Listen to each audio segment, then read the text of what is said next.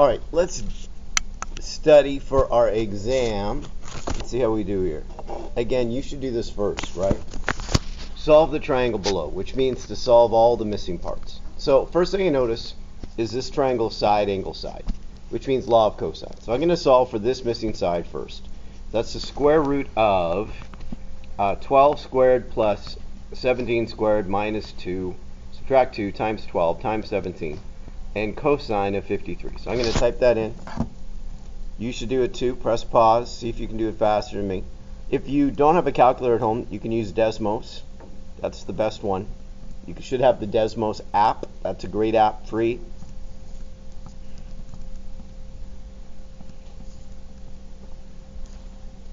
All right, so I get the answer 13.7.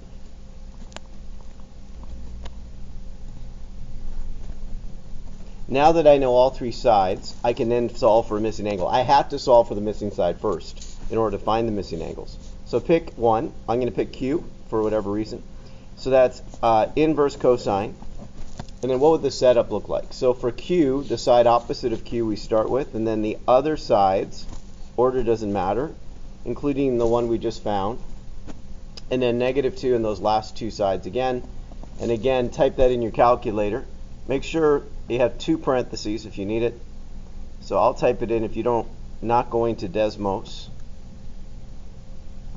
To type it in.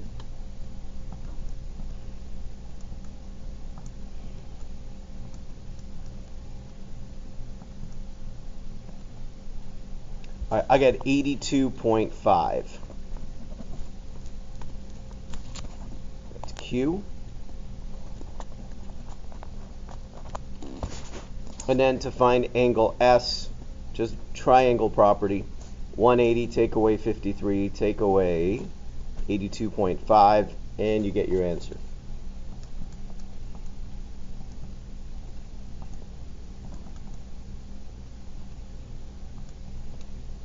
I got 44.5.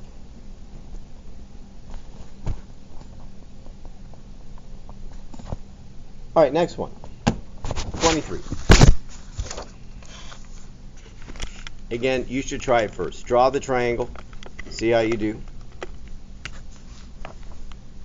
For this triangle, angle C is 73. A to B is 20. A to C is 29. This one's angle side-side or side-side angle. So let's set it up and see what we got. So sine 73 over 20. This is sine B, like I don't know what that is yet, over 29.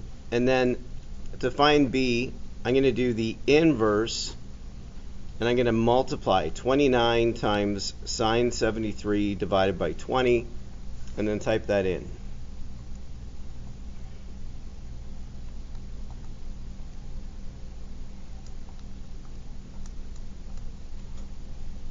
And I get an error message.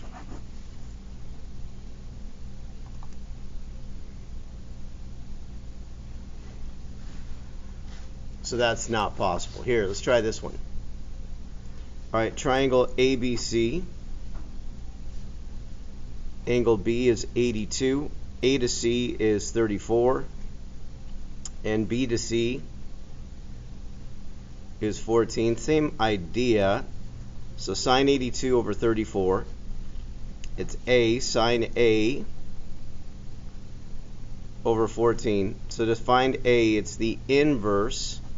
And then I'm going to cross multiply and divide, and then use my calculator. Oh, divide by 34. So let's see if that one works.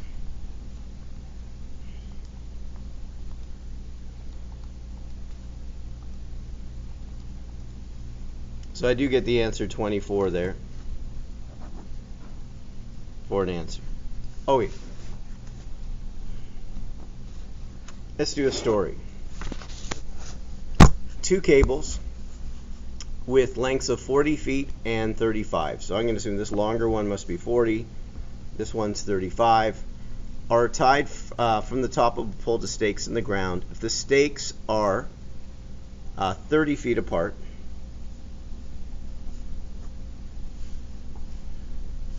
find the height here of the pole.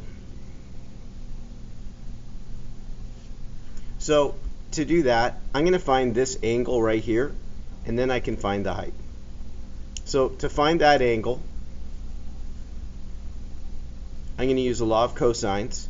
So for that angle, think of the big triangle here. We have 35, and then the other side subtract, and then -2, and then the last two sides. So I'm going to type that in first.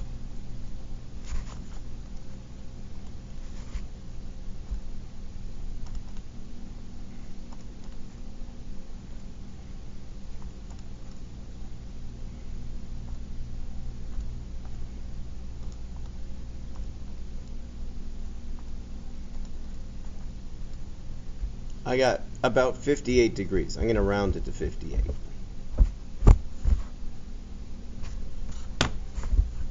Now, how does that angle help me? Well, now I can find it, I think. Make sure I did this right. Well, now I have this angle here. Yeah, so I'm not going to use 30. Instead, I'm just going to use opposite and hypotenuse. So I'm just going to use sine. So we can go sine 90 over 40. That angle I just found. Sine 58 over h. And then I'm going to multiply and divide.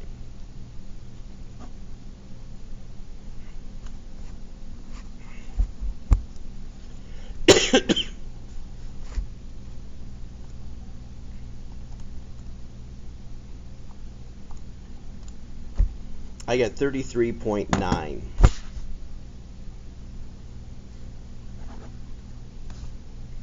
All right, 26. Remember, you got to do it first. Philadelphia. Here's Philadelphia. Is 450 miles directly east of Columbus.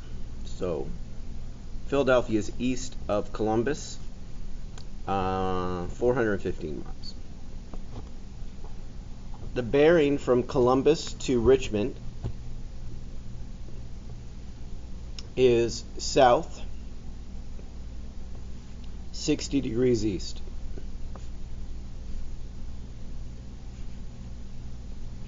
So south 60 degrees east, there's Richmond. The bearing from Philadelphia is south and 34 degrees west.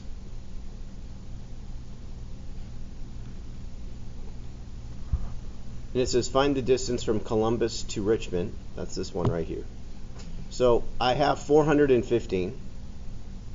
I can find these angles in here. So this angle in here is 30. They have to add up to 90. So this angle in here is 56, and I have angle side angle to find that missing side. So it's the law of sines. So I'm going to go sine, and I need this angle down here. So before I can do it, I'm going to go 180 subtract 30 subtract 56.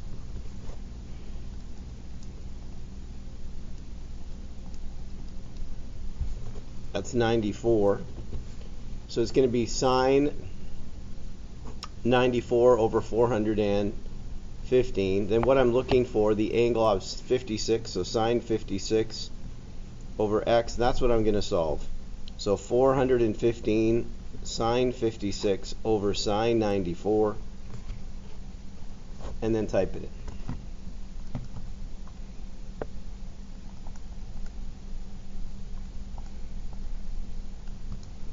And I get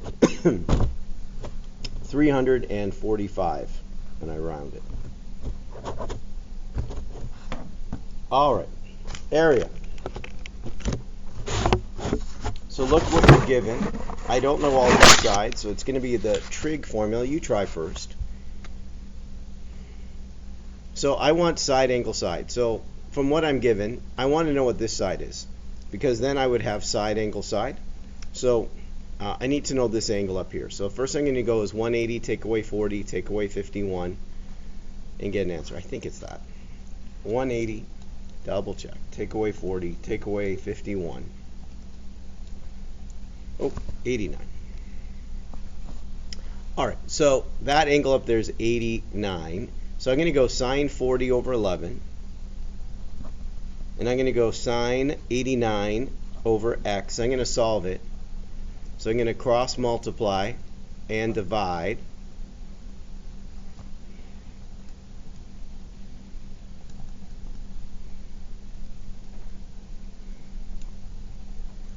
And I get 17.1. All right, now that I have this, I can find the area. So it's 1/2 17.1 times 11 times sine of 51. There's the formula.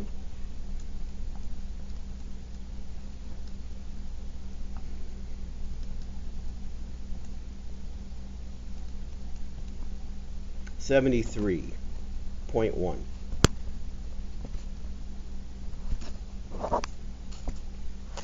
There is no multiple choice on your exam, just in case you're wondering. 28.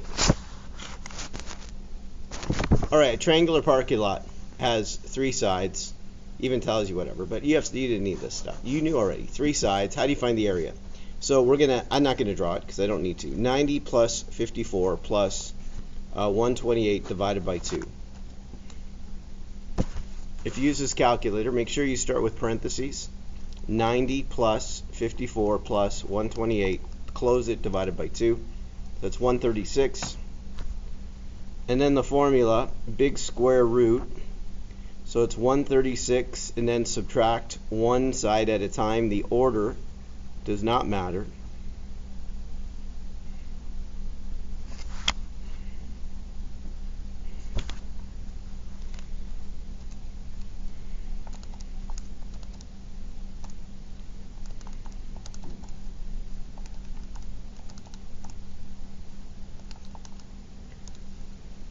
And I got 2025.8.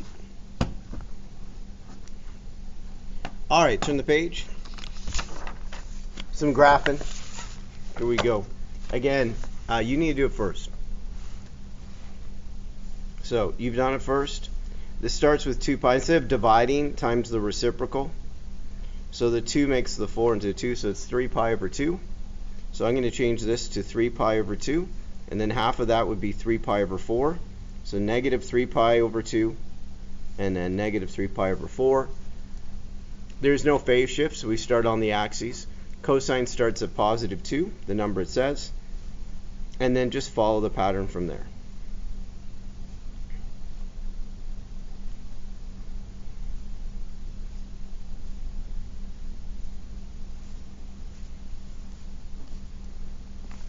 And it's done.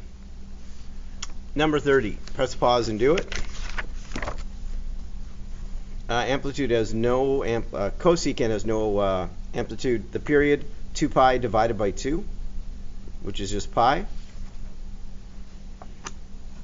Again, no phase shift, so we're starting. Cosine, and I'll do that with my highlighter, starts with an asymptote. Oh, let's get the... We can actually use the scale that's here, but if you want to do what we're doing, this would be pi and this would be pi over 2. I know you'd be most comfortable doing that.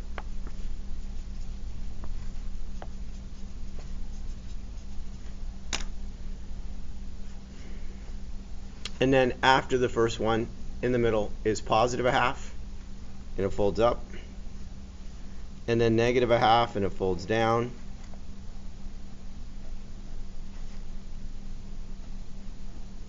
And you did it.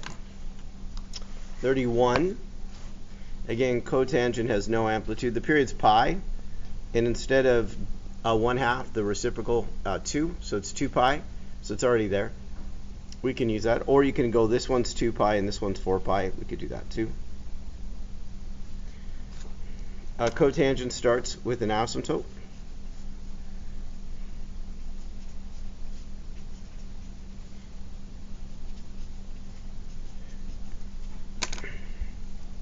Then we have a point of inflection right there. So in the middle between all of these is a point of inflection. Then the negative 3, what does that do? So to the left, we go down 3. And then to the right, we go up 3.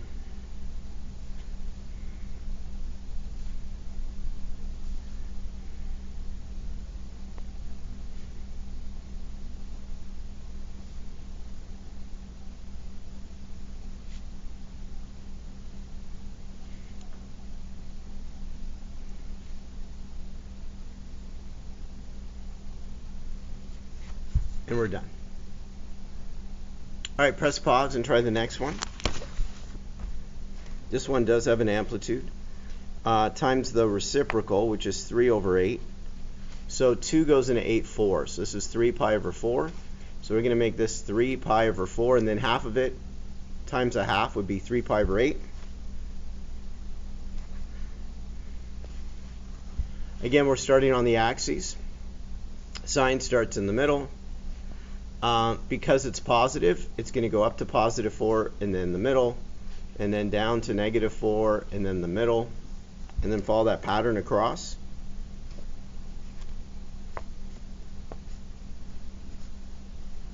And then make your way.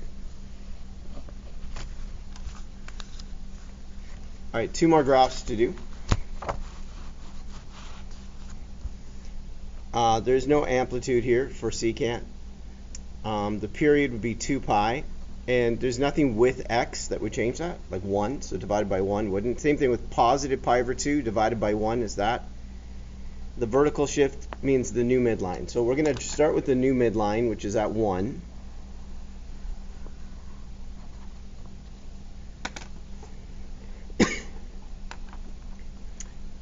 And then we're going to go to the phase shift, which is at pi over 2, which is right here. And realize that secant from the green line, because it's positive, we go up 1.5, and that's where it starts, an upper vertex. Then right beside it is an asymptote, and then beside that is a lower. From the green, go down 1.5. And then an asymptote.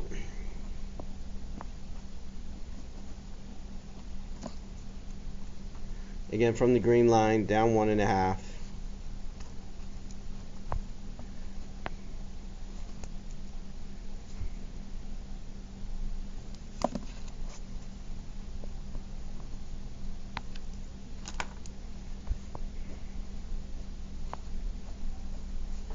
The upper vertices fold up and the lower ones fold down. All right, one more graph left. Press pause and try it. There's no amplitude. The period's pi times 5 over 2, which is 5 pi over 2. There's no phase shift. The vertical shift gives us a midline. So this is going to be, the second one is going to be 5 pi over 2, and then if you double it, it's just 5 pi. So negative 5 pi over 2 and negative 5 pi. The midline is at negative 2.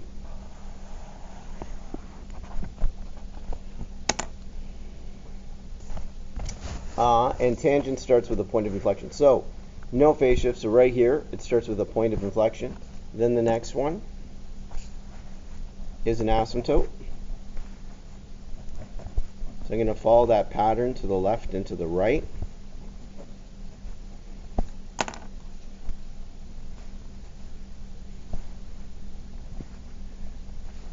All right, once we have that, all the pictures inside the asymptotes are going to look the same. Negative 3 means to the right I go down 3. And then to the left I go up 3 from the green line.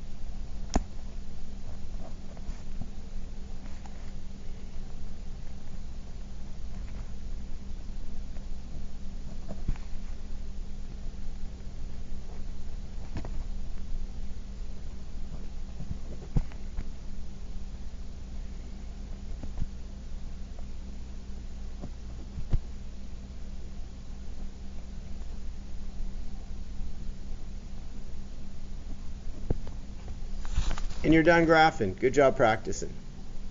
All right, last group of questions are inverse trig. So arc cosine inverse. Where is the x coordinate negative a half? So its partner is root 3 over 2. What angle is that? So that's in quadrant number 2, and it's 2 pi over 3. All right, this one's a little tricky when it's root 3 over 3.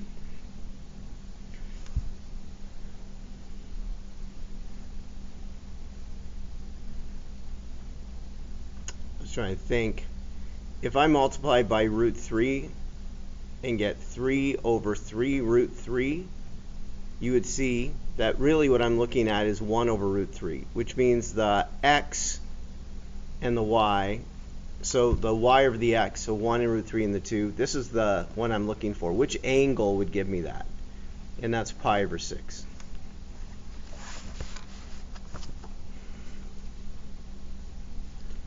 These cross out, but the only challenge is I need to write this as a negative angle. So I can't leave the angle as 11 pi over 6. The value of tangent at 0, y over x at 0. So at 0, the point is 1, 0. So y over x, the answer would be 0. And then if the x coordinate's 0, where is 0, 1? It's at pi over 2. So the inverse cosine of 0 is pi over 2. But we have to know our unit circle. The value of cosine at 3 pi over 4. The x coordinate there would be negative root 2 over 2.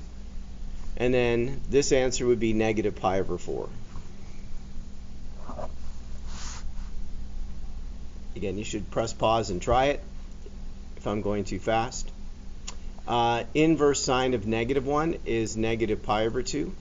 And the value of tangent at negative pi is, it doesn't exist when you go y over x. The bottom of there, if you go y over x, this is not possible.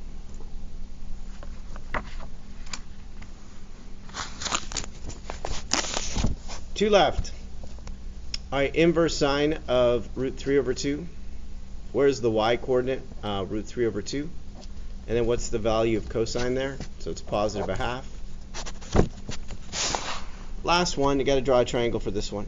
So for inverse cosine, we're in quadrant number 2. And I got negative root 7 and 5. I need to solve for this missing side.